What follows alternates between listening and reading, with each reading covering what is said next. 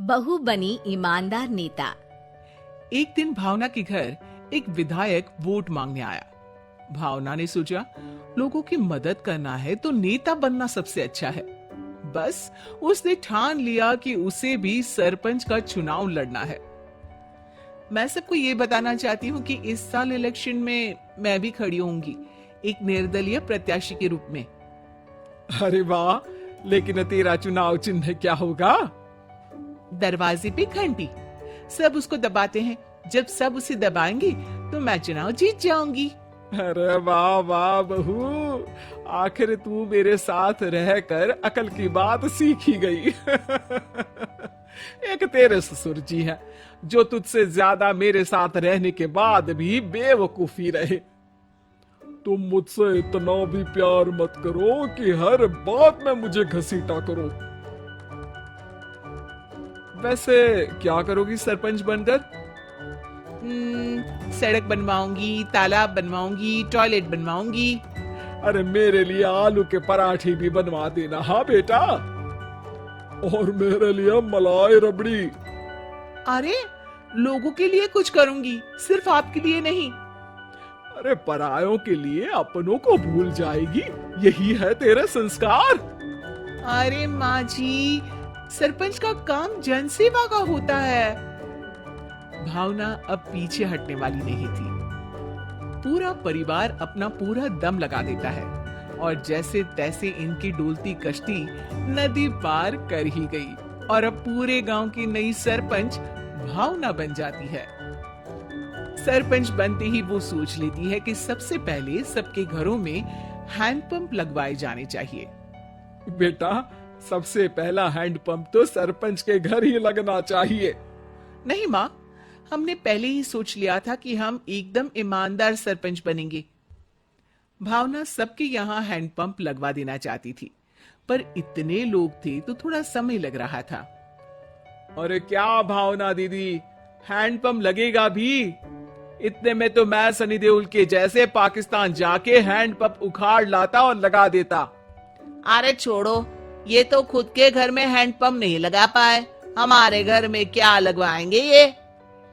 जनता के ताने सुनकर भावना को लगता है कि शायद उसकी सास सही बोल रही थी।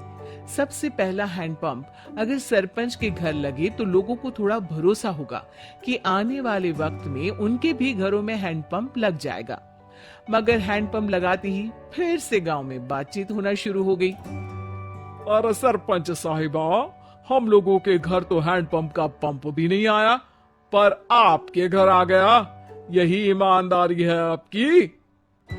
अरे मैं तो हमेशा से ही बोलता था कि सभी नेता एक जैसे ही होते हैं, भ्रष्ट। राम नाम सत्य है, सारे नेता भ्रष्ट हैं। हमें तो लगता है कि भावना दीदी को हमारी कुछ पड़ी ही नहीं है।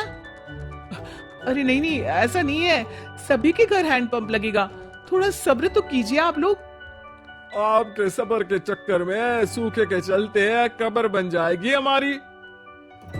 भावना अब अलग कंट्रोवर्सी में फंस गई। उसे नहीं समझ आ रहा था कि क्या करना है। लोगों के घर हैंडपंप लगाना शुरू तो हो गया था, पर काम धीरे धीरे चल रहा था और लोग भावना को ताने मारे जा रहे थे। बहुत सुनने के बाद भावना ने ये ठाना कि वो अपने घर का हैंडपंप हटा देगी। अब जब दूसरों के घर में भी हैंडपंप लगने शुरू हो गए हैं, कोई उस पर सवाल नहीं उठा पाएगा। लेकिन जैसे ही उसने अपना हैंडपंप हटवाया, लोग फिर बातें करने लगे। अरे ये हैंडपंप तो 2 दिन भी नहीं टिक पाया। सरपंच साहिबा, आप तो टिकोगी ना? अरे ये तो ऋषभ पंत से भी कम चला, वो भी थोड़ा ज्यादा टिक जाता था।